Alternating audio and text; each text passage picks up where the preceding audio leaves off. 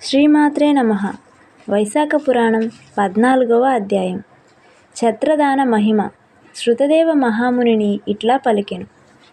వైశాఖ మాసమున ఎండకు బాధపడు సామాన్యులకు, మహాత్ములకు ఎండ వలన బాధ కలగకుండా గొడుగులను ఇచ్చినవారు పుణ్యం అనంతము. దానిని గురించి కథను వినుము. పూర్వము కృతయుగమున జరిగిన వైశాఖ మాస వ్రతము గురించి ఈ కథ. ఇది వంగదేశమున సుకేత మహారాజు కుమారుడగు హేమకాంతుడను రాజు ఉండేవాడు. మహావీరుడు. అతడు ఒకప్పుడు వేటకు పోయెను.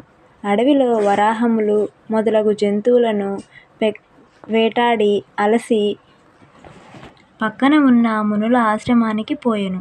ఆ ఆశ్రమము శతర్షునులను అను మునుల ఆశ్రమము. ఆ విషయము తెలియని రాజకుమారుడు వారిని పలు విధాలుగా పలకరించెను.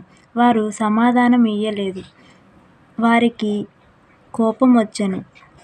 ఆ రాజు వారిని చంపబోయెను.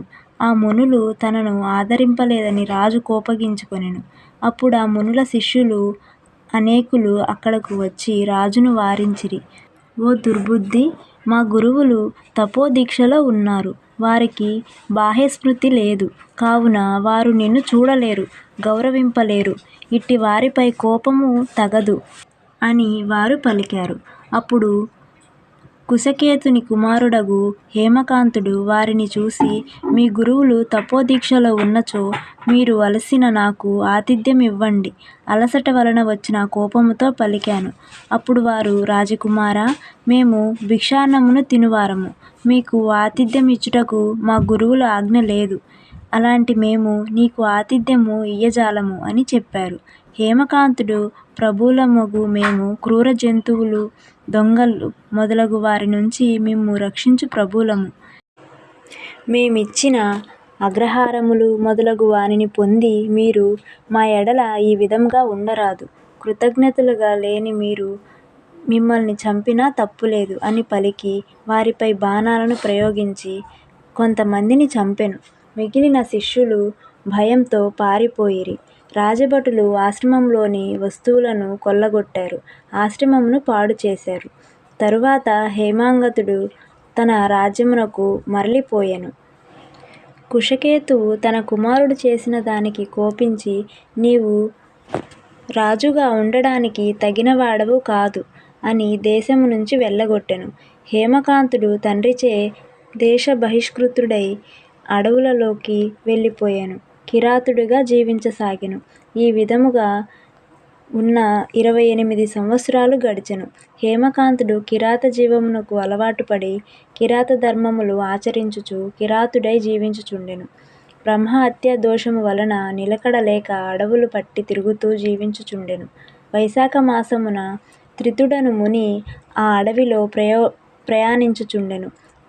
ఎండవేడికి బాధపడి దప్పికచే పీడించబడుతూ ఒకచోట మూర్ఛిల్లెను. దైవికముగా ఆ అడవిలోనే ఉన్న హేమకాంతుడు వానిని చూసి జాలిపడెను.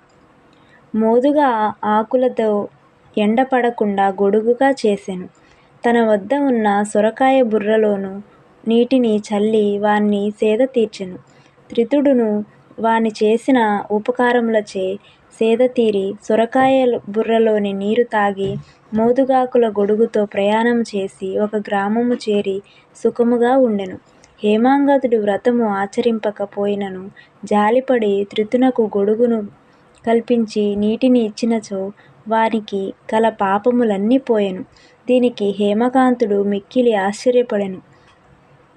కొంతకాలముకి రోగగ్రస్తుడై ఉండెను.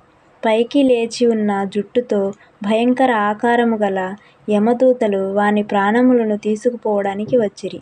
హేమకాంతుడును వారిని చూసి భయపడెను. వైశాఖమున మోదుగాకుల గొడుగును సొరకాయ బుర్ర నీటిని ఇచ్చిన పుణ్యబలమున వానికి శ్రీ మహావిష్ణువు స్మృతికి వచ్చి విష్ణువును స్మరించెను. దయాశాలియగు శ్రీ మహావిష్ణువు వెంటనే తన మంత్రిని పిలిచి, నీవు హేమాంగదుని భయపెట్టుచున్న యమదూతలను నివారింపుము. వైశాఖమాస ధర్మమును పాటించిన హేమాంగదుని వారి నుంచి రక్షించుము.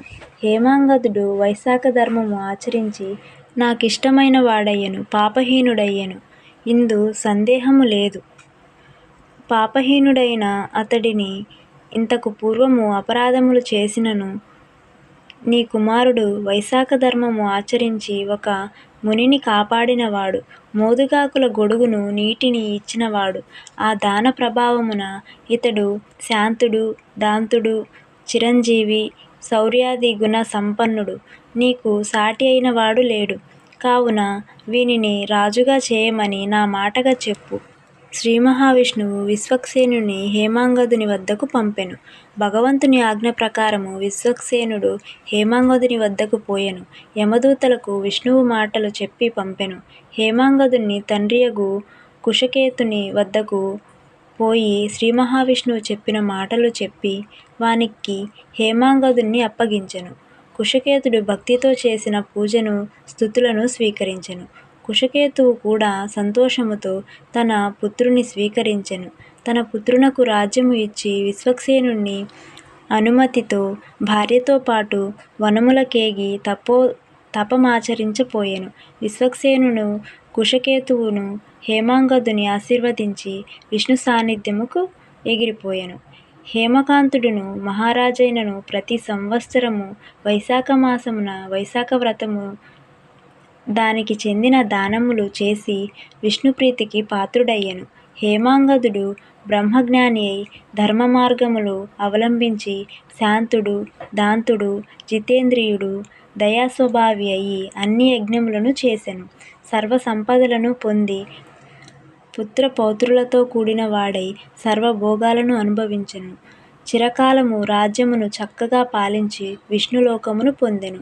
శృతకీర్తి మహారాజా, వైశాఖ ధర్మములు సాటిలేనివి, సులభ సాధ్యములు, పుణ్యప్రదములు, పాపమును దహించునవి, ధర్మార్థ కామ మోక్షాలను కలిగించునవి. ఇట్టి ధర్మములు సాటిలేని పుణ్యఫలములు ఇచ్చునవి శృతదేవుడు వివరించెను అని నారదుడు అంబరీష మహారాజుకు చెప్పెను. వైశాఖ పురాణం 14వ అధ్యాయం సంపూర్ణం. మిగిలిన కథను తరువాతి వీడియోలో తెలుసుకుందాం. శ్రీమాత్రే నమః.